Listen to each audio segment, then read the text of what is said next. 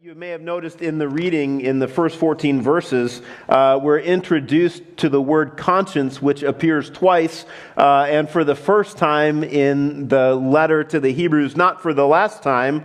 And this concept of conscience and of the soul will be very important throughout our understanding of Hebrews 9 and in understanding the author of Hebrews' goal that we would battle spiritual drift. I think one of the reasons why we drift spiritually is that we drift from place or opportunity or understanding to try to figure out how much we are really worth. What is our value in the world? That we go on quests to understand what we are really worth. And in order to understand what the preacher to Hebrews is doing in this passage, we need to remember, just by way of review, how we are created. That God creates humans to be body and soul unities, body and spirit unities. The New Testament seems to use the language of soul and spirit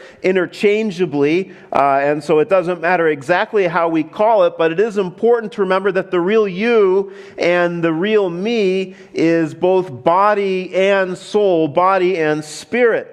And we're going to be using soul or spirit to describe the all of us that is not physical, the spiritual component of ourselves, the mental, emotional, affectional you, that you have a spirit.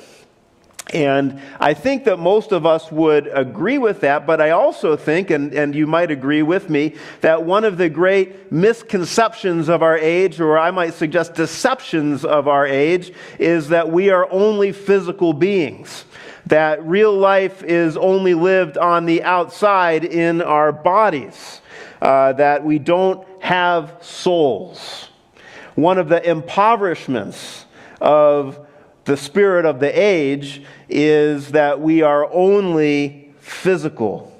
And one of the impoverishing outcomes of denying that we have a soul is that we can deny that we have a soul, but denying that we have a soul doesn't mean that we don't have a soul.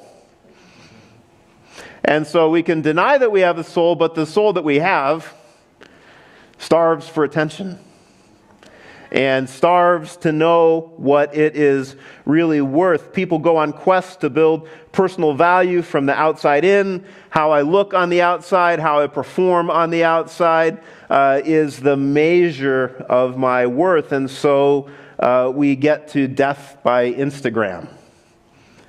And if you are ever on Instagram, you know what I mean. Because that is all about the outside life. And everybody's outside life looks wonderful and curated. And there might be a curated outside life of a soul that is starving.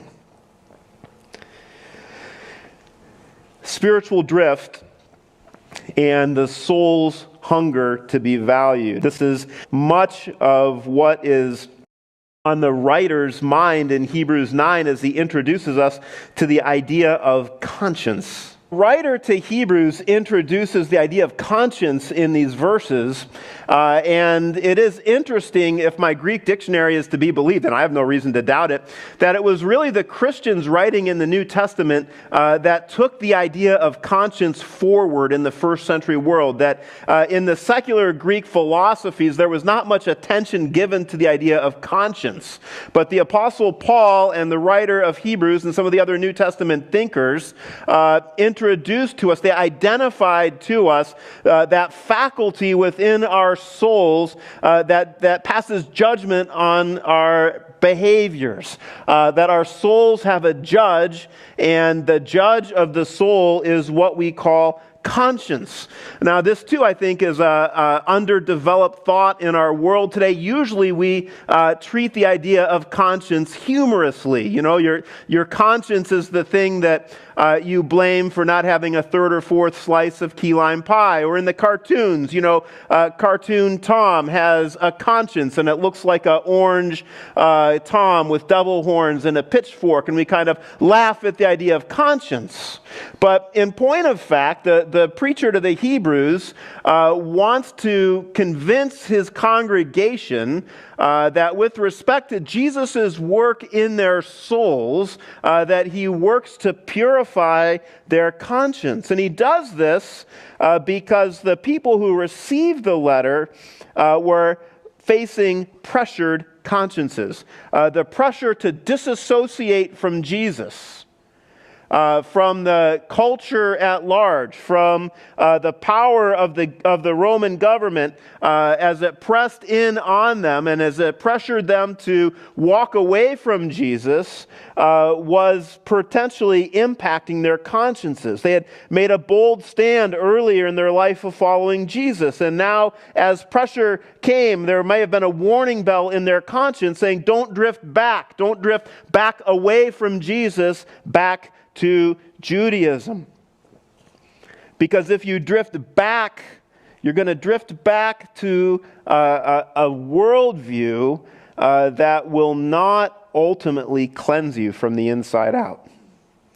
And so the pastor who wrote Hebrews is going to use a compare and contrast form of argument to show them and to show us that as we think about our souls and as we think about our soul's value, that we'll find no greater present or no greater future value for our souls than what Jesus brings to us as our great high priest. Those are the points that he makes in this long chapter. Because God counts his people worthy of the greatest sacrifice, our souls have great present value. And there might be someone here this morning who really needs to hear that. There might be someone here this morning who does not believe that your soul has much of a value at all. You might have gone through this week having your soul crushed in different ways. What I want you to understand from the Bible is that because God counts you worthy of the greatest sacrifice, your soul has great present value. Now, he does this, the man who wrote Hebrews does this by using a compare and contrast argument, comparing and contrasting the old covenant worship system with Jesus' achievement.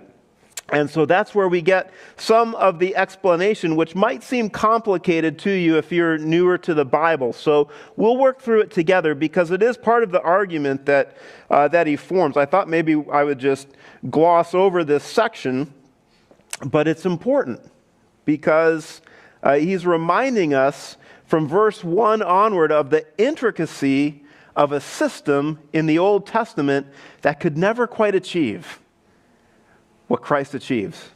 So follow along, verse 1. Now, even the first covenant had regulations for worship and an earthly place of holiness. For a tent was prepared, the first section in which were the lampstand and the table and the bread of the presence. It's called the holy place. Behind the second curtain was a second section called the most holy place, having the golden altar of incense and the ark of the covenant covered on all sides with gold, in which was a golden urn holding the manna and Aaron's staff that had budded, and the tables of the covenant. Above it were the cherubim of glory overshadowing the mercy seat. Of these things we cannot speak now in detail. We might think, well, that's enough detail right there. I'm already lost. But simply notice one thing. The Old Testament worship system had a divided sanctuary. And that the focus of the system was really to keep people out. That there was one most sacred place into which one person could go on one day of the year.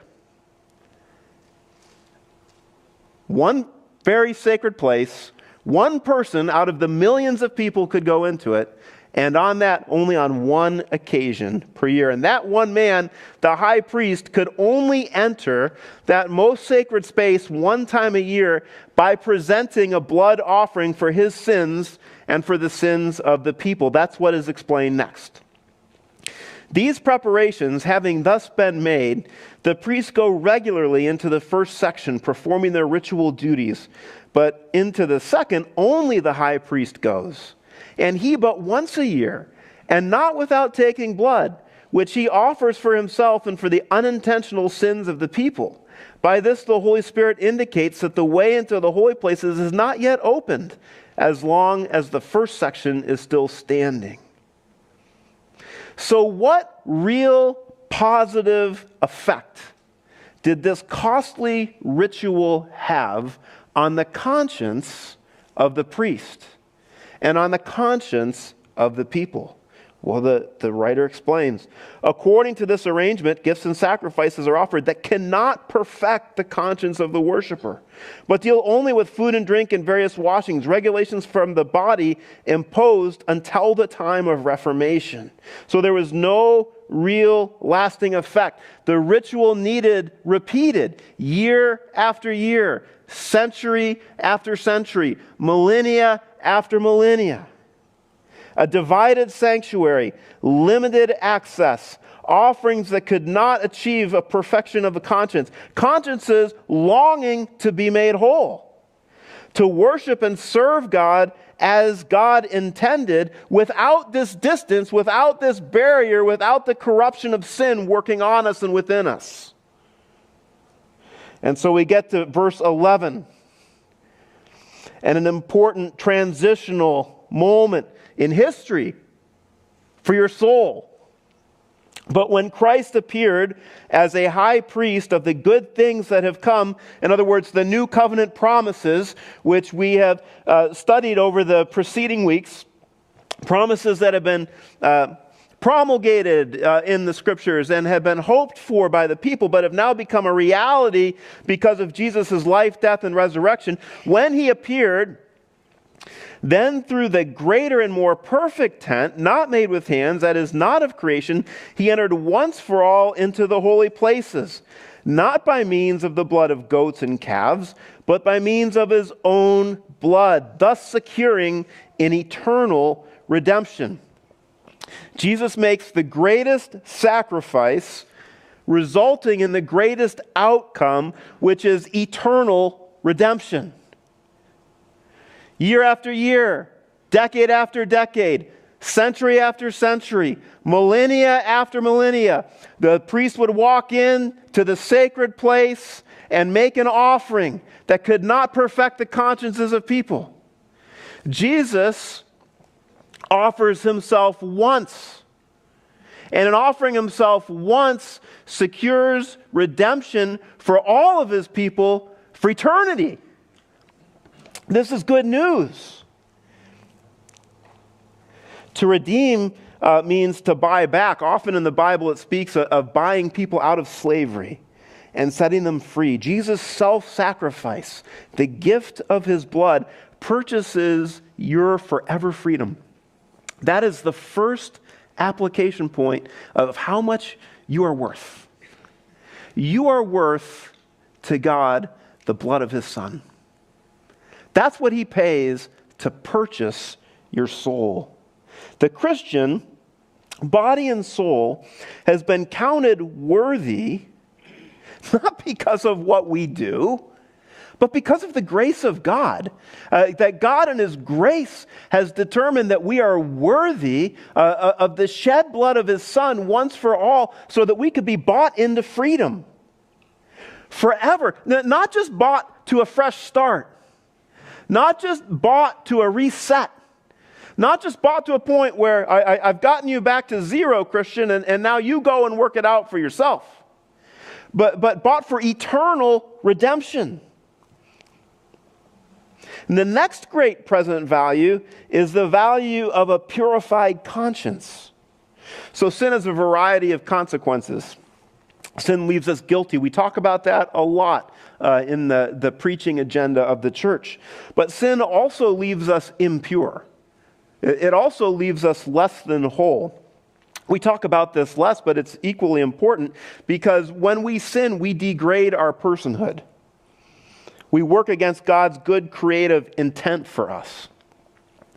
I tried to think of two examples. One is an extreme example, and one is an everyday example. But God created people to be procreators, life bearers, nurturers. And as horrible as murder is for the victim of a murder, murder is also horrible for the murderer. Because in this extreme example, the act of murdering degrades the person who does it, even as it does unspeakable damage to the person who is the victim. But here's an everyday example of how sin leaves us impure. God can only speak truth, and He created people to be truth tellers. But gossip and slander are not only unfair to the subject of the gossip and slander, you'll never believe what he did, but it also degrades the gossiper, who uses the gift of speech against its design. And the result is an impure conscience.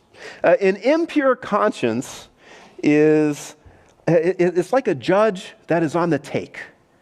It can't be trusted to determine right and wrong. But God says that our consciences are worthy of being purified. Look at verse 13. For if the blood of goats and bulls and the sprinkling of defiled persons with the ashes of a heifer sanctify for the purification of the flesh, how much more will the blood of Christ, who through the eternal Spirit offered himself without blemish to God, purify our conscience from dead works to serve the living God? A purified conscience, which is yours if you are in Christ. If you are a believer in Jesus and his blood shed for you has atoned for your sin, he also purifies your conscience. And one of the great values of having a purified conscience is its restoration to purpose. Do you see that here? It's not only psychologically and spiritually beneficial, but your purified conscience is set free from dead works to serve the living God. It's a restoration to design. This is what we really hunger for.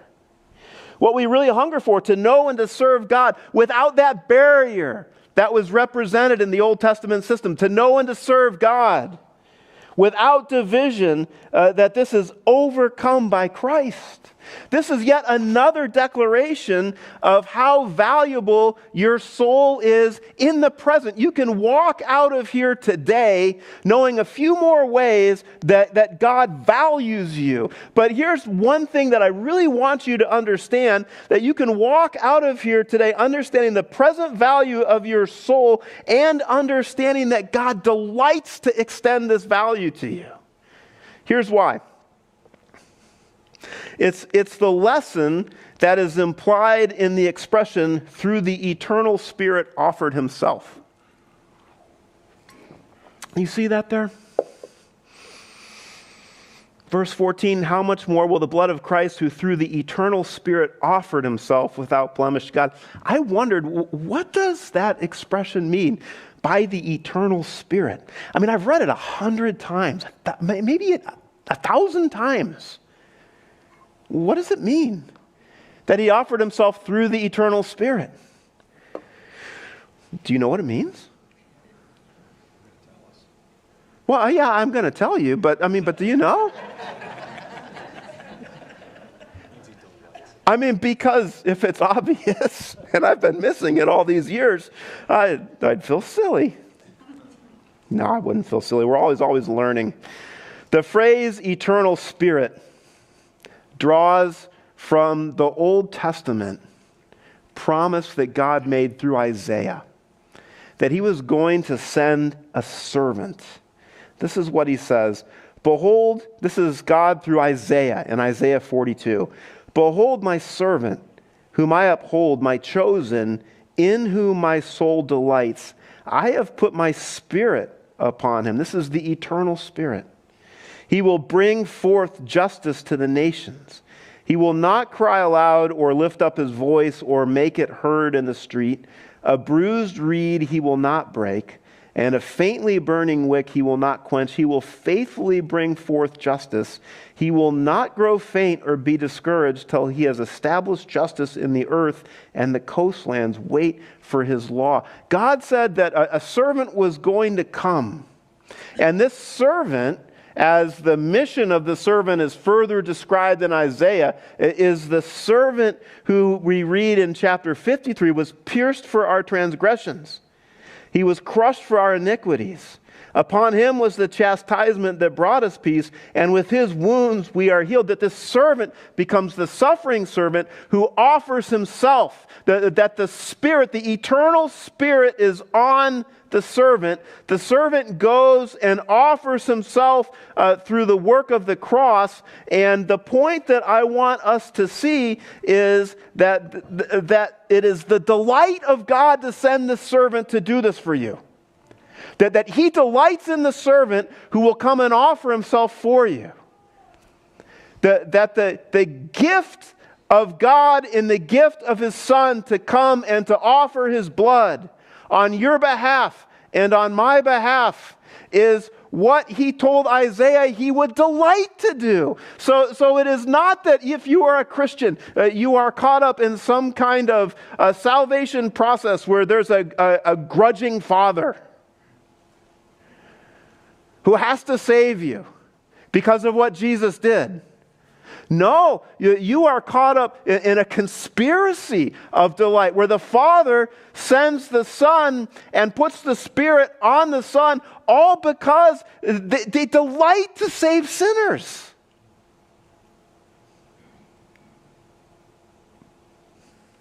Yay. That's good news. That's good news. Your soul, which is part of the real you, your soul is valuable to God, and he delights to save it. He delights to save it. That's your present value. But there's more. There's future value. Because God counts his people worthy of the greatest sacrifice, our souls have great future value. Sometimes people ask about the basic Christian message, why is the death of Jesus actually necessary? Well, why didn't God just move directly to the forgiveness part? Do you ever get this question? Do you ever ask this question? I've been asked this question. Why doesn't he, what's with all the dying? Well, verses 15 to 21 answer that question. Therefore, he is the mediator of a new covenant so that those who are called may receive the promised eternal inheritance, since a death has occurred that redeems them from the transgressions committed under the first covenant. For where a will is involved, the death of the one who made it must be established, for a will takes effect only at death, since it is not in force as long as the one who made it is alive. Christ's death initiates the covenant that results in our eternal inheritance.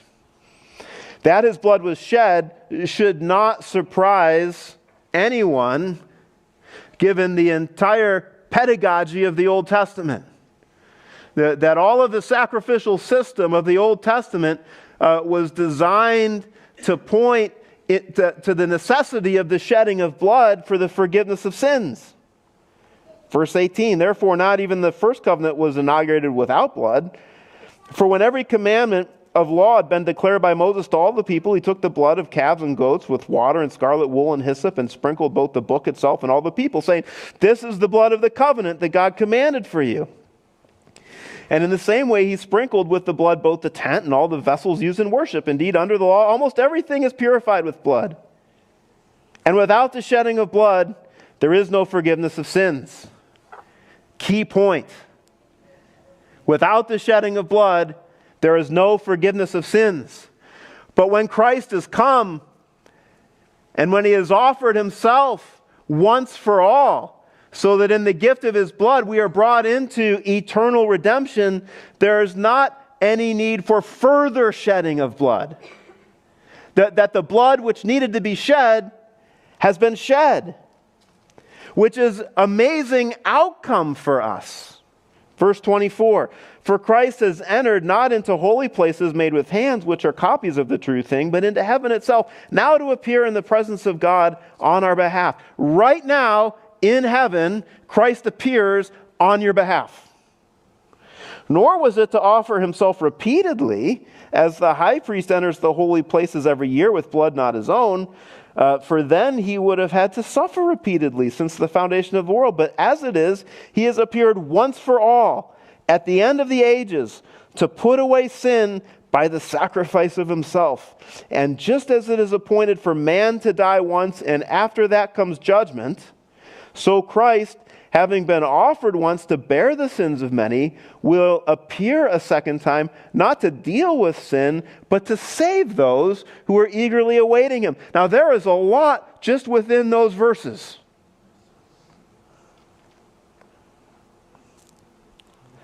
Christ offered himself once for all.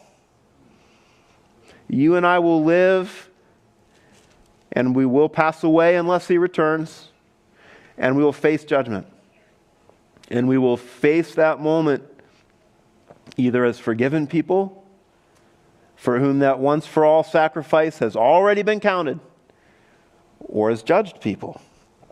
And he will return a second time, not to deal with sin, but to save those who are eagerly awaiting him. So if you're ever in a conversation with a friend and you're talking with them about Jesus and you're sharing the gospel with them and they say, well, I appreciate the information. I think what I'm going to do is I think I'm going to wait until after I die, and when Jesus comes back, I'm going to believe in him then. What you need to do is you need to take them to this section in Hebrews 9 and say it doesn't work that way. The time to believe is now. There's not a second chance in the future. That the time to believe in Jesus is during this lifetime. This lifetime is the right time to believe in Jesus. But there is amazing future value for the believer. Look at verses 26, 27, 28. 2 points. 2 points by way of application, really. But as it is, he has appeared once for all at the end of the ages to put away sin by the sacrifice of himself. Once for all, one sacrifice, no more sacrifices. And this word put away has a technical, legal meaning. It's the word that you would use to describe something that has been annulled or declared invalid. Now, you might think of legal illustrations, or you might think of sports illustrations. I was thinking of a football kickoff. American football, for those of you who are thinking of soccer. American football kickoff. The receiver receives, he catches the ball at the 1 yard line, and he shakes off, that first really fast guy who has to run down the field, and he shakes off that guy, and then he breaks through the first wave of tacklers, and then he breaks through the next wave of slightly slower runners, and then finally he shakes off the kicker, and he sprints all the way to the end zone, and he goes into the end zone, and what's the first thing that we do when that happens? Well, we want to cheer, but if you grew up in Cleveland, what you do is you look to see if there are any penalty flags. Right? Now I get a witness. You look around to see if the points are going to come off the board. It's the same concept. We look for the penalty flag that could nullify the score. Christian, this is present and future value together. Jesus' sacrifice of himself nullifies, declares invalid our sin. Jesus' sacrifice takes our sin off the board. Not just once, not just incrementally, but it takes it off the board forever. Satan cannot put those points back up on the board. He will try. He will discourage you. He will remind you. He will cause you to remember things that Jesus has already nullified. If Jesus has nullified them, they are nullified. Those points are off the board. And so we await, secondly, a hopeful future. Verse 27 and 28. Just as it is appointed for man to die once, and after that comes judgment, so Christ, having been offered once to bear the sins of many, will appear a second time, not to deal with sin, but to save those who are eagerly awaiting for him. Now, what was less obvious to me before studying this passage was the fact that in the sacrificial system of the Old Testament, in the year after year offering that the high priest would make when he would go into that most holy place with the blood that he was presenting for the offering, what would happen on the outside of that? Would there be hundreds of thousands of people wondering if the priest was going to come out? Wondering if the sacrifice was going to be accepted. They would be waiting on the outside, eagerly waiting to know if the priest would come out, to know if the sacrifice counted. And then when the priest came out, they'd party, because it meant that God had accepted the sacrifice. What the preacher is saying to us is that Christ's sacrifice nullifies sin. So what we wait for in the future with eager anticipation is the return of the priest, so as to say the sacrifice counted. It counted and he's back. He's counted and sin truly is nullified. It counted and I truly am forgiven. I've been counted worthy of his sacrifice. My conscience actually has been cleansed. I don't need to go on an endless quest to find my own value. Christ has found it for me in offering himself. It's why the line to the old Christmas carol is so powerful, O Holy Night. Long lay the world in sin and error pining, till he appeared, and the soul felt its worth.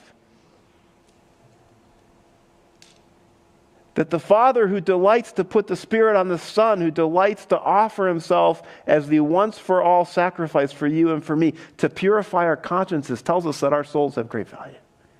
Our souls can feel our worth in the Son because of what he has done for us.